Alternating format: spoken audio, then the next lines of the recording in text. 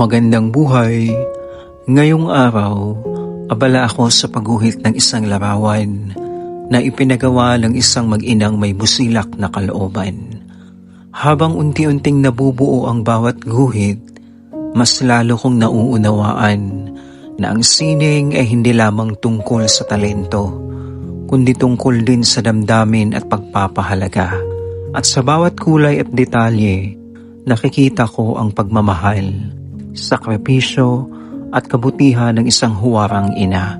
Nakakatuwang isipin na minsan ang simpleng kakayahan mo maaaring maging dahilan upang mapasaya ang iba. Ako si Will na nagsasabing gamitin mo anumang talento na meron ka dahil hindi mo alam baka ito ang daan para magbigay liwanag sa buhay ng iba at maging direksyon ng tagumpay mo.